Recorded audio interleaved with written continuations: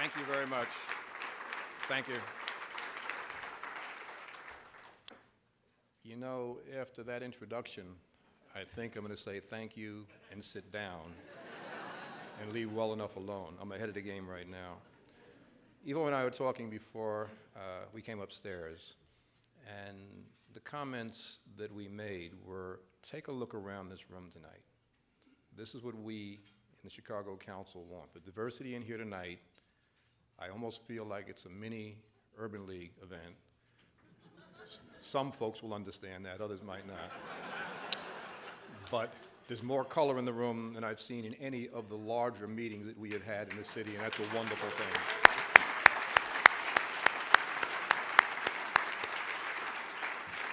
And I'm going to talk a little bit about that tonight, so bear with me as I go through it. But first, I would like to congratulate and recognize Charmaine for this honor that you're being bestowed tonight. It is truly a pleasure to share this evening with you, and I look forward to hearing your talk as well. Thank you to the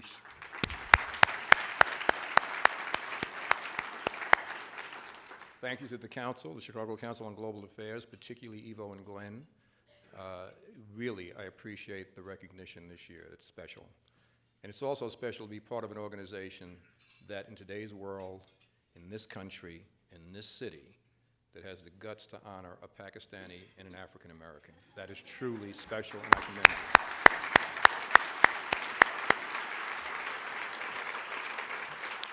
you. Ivo already thanked the donors, but I want to thank Jill, was it?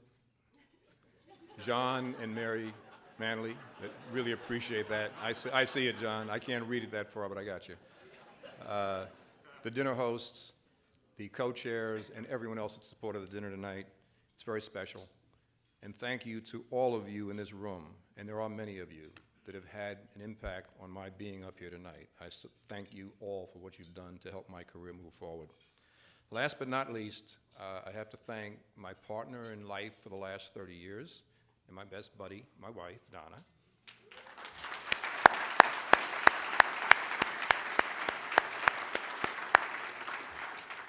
By all rights, she could and perhaps should be up here with me tonight, but for those of you who know Donna, if I talk too long or vary from the script, she will probably be up here in the Chicago Minute to help me out.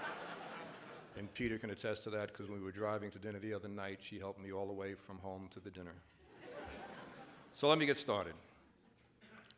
Last year, at a dinner that the council held for Lester Crown honoring him, Lester talked to a subject that was very near and dear to him then, and still is, and that was the Iranian nuclear crisis. Tonight, I'm going to talk to a subject that's extremely near and dear to me now, and it relates to the crisis in the city of Chicago in the black community. It's something that's extremely important to all of us, and it's something we need to address in this room. Let me start out first with a few facts. 2015, there were 499 homicides in the city of Chicago. 399 of them were African Americans. There were 3,046 shootings, over 80% of which were African American. That's 5 a day. That's pretty bad. And the numbers have gotten worse in the first quarter of 2016. From the 2014 census, the numbers are disturbing as well. 49% of African American children under the age of 17 are living in poverty. 21% unemployment for all African Americans 16 years and older. 47% of African American men between the ages of 18 and 24 are unemployed or not in school.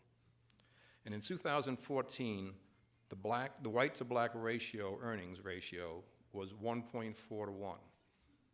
In 1980, that ratio was 1.23 to 1. We're going backwards, and that's unacceptable. These numbers sound more like a third world country than the part of the city we live in, and yet they represent almost a third of our population. In Chicago today, we have a number of organizations that are working hard to address some of the problems that I've addressed. Donna and I serve on the board of many of these organizations and support many others, as do you. The focus of one or more of these organizations are many of the issues that exist today, but most are doing good, meaningful work. Yet the problem in Chicago continues to get worse. The aim of most of these organizations is to provide jobs, give support, or provide new opportunities to young boys and girls. Obviously, one way is through better and higher levels of education as a means to get out and on to a better life. But the operative word here to me is get out.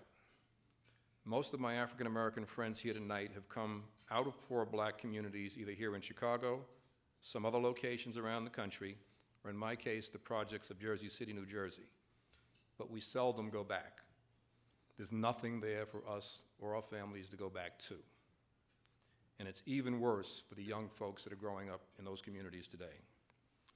If in this room we collectively are fortunate enough on an annual basis to help hundreds, even a couple of thousands of young men and women move on to higher education and a better life outside of the environment I've described, unfortunately there are still young teenage girls in the African American community having babies, and the population grows and the problem gets worse. As I see it, and I've talked to many of you about this, none of the organizations that I know of are addressing this very complex problem in a comprehensive, holistic way. In our black communities, we have a violence and a safety problem. We have a jobs and a career problem. We have a housing problem and a drug problem. We have an education, schooling problem. We have a policing problem. We have family unit problems, poverty, a lack of quality health care, and a lack of hopes and a lack of dreams. And I'm sure all of you can think of things that I've missed in my listing of what the problems are in our communities. This is a very complex issue, and one solution will not fit all. Unfortunately, I don't have the answer, but I bet if the people in this room tonight were to work together to address the entirety of this issue, we could really make something good happen. Most of us have run businesses or large organizations that are successful.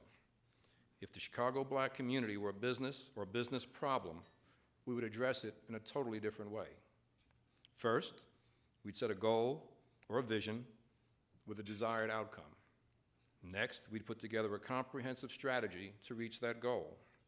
Set annual plans and targets that we can measure and hold ourselves accountable to. Key words, hold ourselves accountable to. Provide the required resources, both financial and human, to get the job done.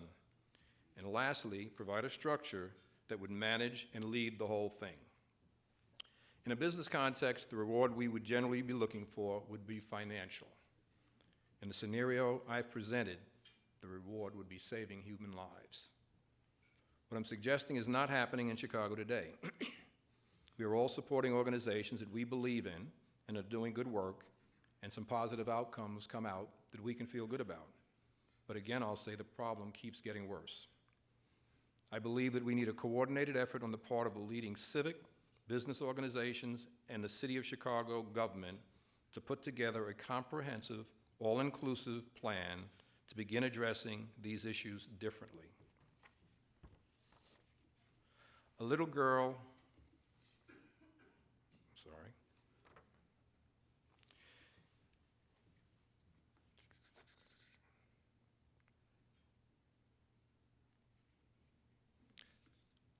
we need to engage both black and white leaders in the process. We need both women and men in the process. We need to engage 30-year-olds, 40-year-olds, 50-year-olds, and 60-year-olds to provide long-term continuity. And perhaps we sprinkle in a couple of young folks like me to add both color, black and gray, for good measure. Then we beg, we borrow, and we steal ideas that have been proven and have worked around the country and perhaps even around the world. We all read in the papers and we watch the news and know that almost every day there are shootings and murders that take place. A little girl playing in the park, a young boy murdered execution style, a man unloading groceries from the trunk of his car, and just this week, a one-year-old little girl was shot in the head during a random shooting. The list seems endless. It's hard to relate to these things from where we sit, but they're happening every day in the city we call home. A couple of years ago, I had an opportunity to interview young boys and girls, 13 to 16-year-olds, for a trip to China that was sponsored by the Urban League. One young man had terrific grades for 3 years and was very impressive, but the last year his grades dropped off and plummeted. And I asked him, what happened? And he said, my family moved, and now I have to cross gang lines, and I don't know if I'll get home at night. We can't let these things continue. The problem that exists in the black community are giving Chicago a reputation that we don't need, but unfortunately, perhaps we deserve it. Those of us in this room tonight cannot be limited to examining the problem. What we do must include a solution. I saw this quote from Dr. Martin Luther King, and I thought it was appropriate here. Philanthropy is commendable, but must not cause the philanthropist to overlook the circumstances of economic injustice that make philanthropy necessary. Excuse me. I'm going to end with a vision of what I think can be if we get this done right.